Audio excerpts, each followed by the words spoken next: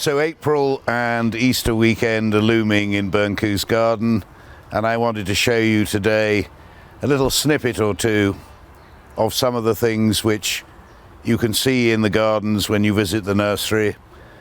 The gardens are entirely free to walk around, and they're about 30 acres, so it's a good way to lunge the children during half term or in April.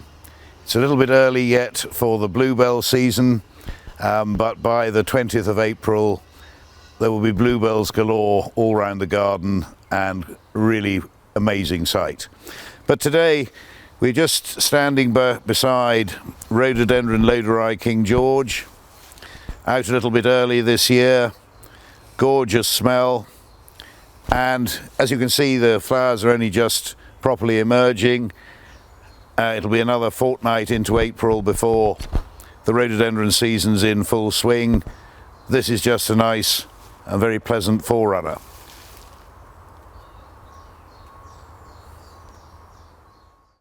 So we turn now to the very first of the truly scented rhododendrons, which are fairly small growing, very suitable for smaller gardens.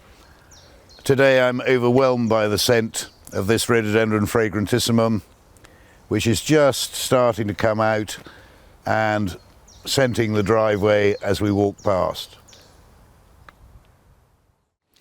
A bit further down the drive, and this very densely mounded rhododendron, which is rhododendron williamsianum crossed with rhododendron martinianum. Quite a pink in bud, opening to quite light pink, 2 or 3 flowers in every truss.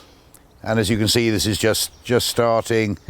In a week or 10 days time it'll be absolutely covered in flower and a complete mass beside the drive. You'll find that around the till we've got a whole range of scented rhododendrons for sale, together with some nice cut sprays, so you get the true feel of the scent for yourselves. A completely different sort of rhododendron, much taller growing.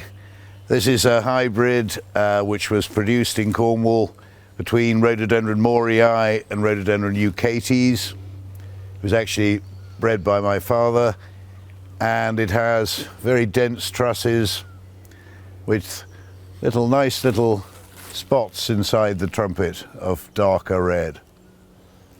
Very floriferous, and just making a hell of an impact on a rather dull day at the start of April. So I'm standing under the 2 largest leafed rhododendrons that exist, and here we've got rhododendron sinogrande with these huge yellowish trusses just coming out and very distinct undersides to the leaves. And just above me, an even brighter yellow rhododendron macabeanum with a very much more felty underside to the leaves. These are huge growing rhododendrons, and they're a key feature of Cornish woodland gardens, and something really quite special to see at Burncoose in April. You might have thought the magnolia season was over now that we've got into April, but of course it's not, because we now move into admiring the yellow magnolias. And this is Magnolia Honey Tulip, which is out unusually early, or starting to come out anyway. I think it'll get more creamy as it comes further out, but a rather nice distinct yellow despite all the rain we've had in the last week.